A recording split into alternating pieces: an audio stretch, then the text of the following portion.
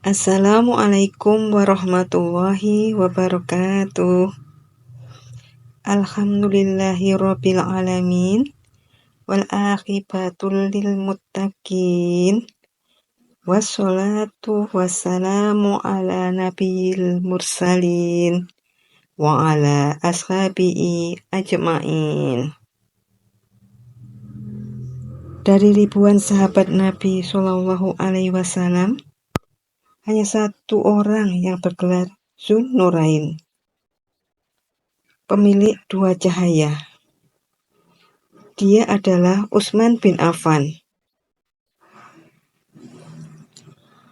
Beliau memeluk Islam pada usia 34 tahun berkat seruan dakwah Abu Bakar radhiyallahu anhu. Sejak mengikrarkan syahadat, Utsman mengambil peran yang sangat penting sejak awal kemunculan Islam. Rasulullah pun sangat mencintainya. Di kalangan Quraisy, sejak sebelum masuk Islam, ia sudah menjadi pemuda yang dihormati.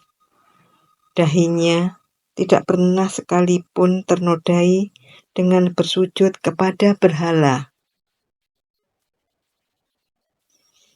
Keutamaan lain dalam diri Utsman yang paling menonjol adalah kedekatannya dengan Al-Quran.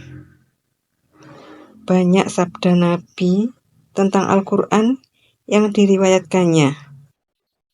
Pun juga banyak ucapan yang menunjukkan kecintaannya yang besar untuk hidup bersama kitab Allah.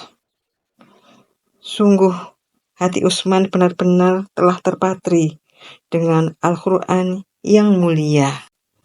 Jemaah sekalian yang dirahmati Allah, Utsman dengan keberlimpahan hartanya, dia tetap menyibukkan diri dengan Al-Quran.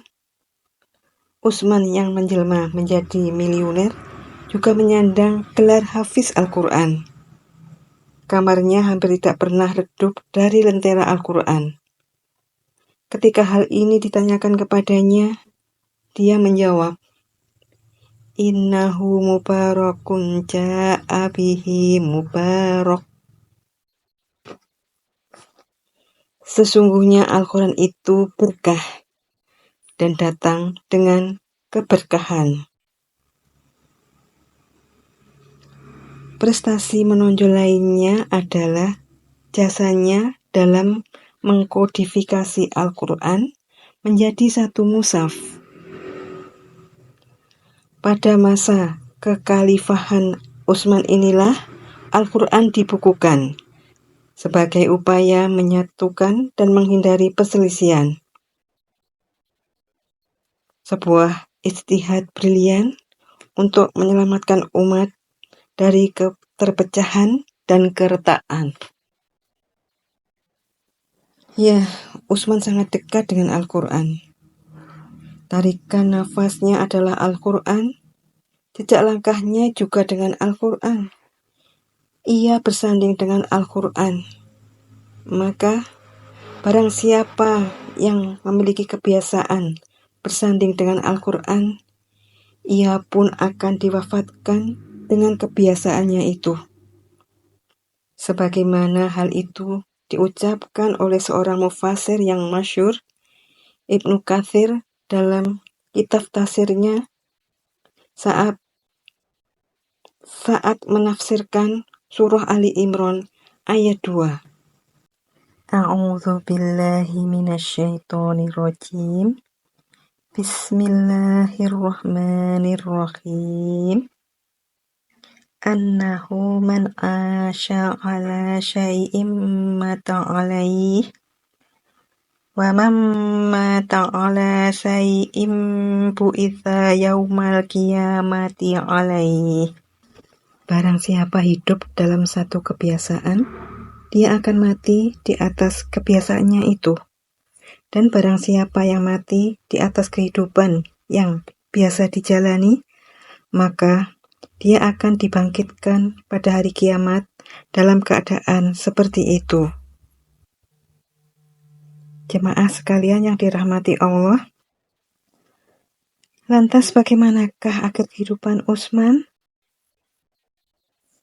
Inilah sahabat Utsman bin Affan radhiyallahu an. Pada saat bergejolaknya huru-hara pada era kepemimpinannya, Khalifah ketiga ini tetap menahan diri berada di dalam rumah, sementara para pengacau mengepung rumahnya. Para sahabat mendorong Utsman untuk mengeluarkan perintah memerangi mereka yang telah mengobarkan api fitnah. Namun Utsman radhiyallahu an hanya berkata kepada para sahabat setelah tertidur beberapa saat, "Aku bermimpi melihat Rasulullah, Abu Bakar, dan Umar.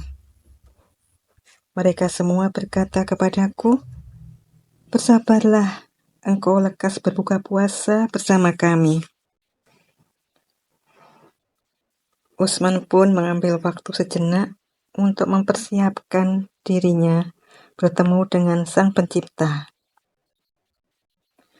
Utsman memilih bertemu dengan Sang Rabb dengan berpuasa, sedang dirinya tetap bersimpuh di hadapan mushaf Al-Quran.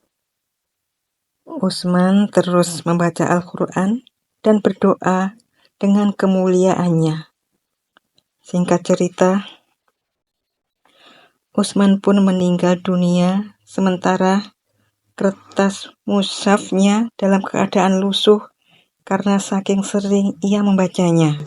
Saat pemberontak menyerbu masuk, istri Utsman berkata, sebagaimana yang disebutkan Ibnu Katsir dalam kitabnya Al-Bidayah wa An-Nihayah, uqtuluhu au da'uhu fawallahi laqad kana yuhyil laila bil Qur'ani fi raq'ah. Kalian bunuh dia atau kalian tinggalkan dia. Demi Allah, sungguh pria ini telah menghidupkan malamnya dengan Al-Quran dalam 1 rakaat saja. Sungguh, Utsman berada dalam kematian yang diidamkan setiap insan. Inilah sebuah panorama indah yang menghiasi langit-langit orang soleh. Panorama yang menghiasi kematiannya. Utsman, sang menantu Nabi SAW, telah menulis takdir kematiannya bersanding dengan Al-Quran. Main bola di tengah lapangan. Jangan lupa ajak kawan-kawan. Jangan lupa baca Al-Quran supaya hidup penuh kebahagiaan. Tongkat keramat sudah berkarat. Diberi hadiah seorang teman. Ingin selamat dunia akhirat? Jadikan Al-Quran sebagai pedoman. Wallahu muwafiq ila aqwamit thoriq. Wassalamualaikum warahmatullahi wabarakatuh.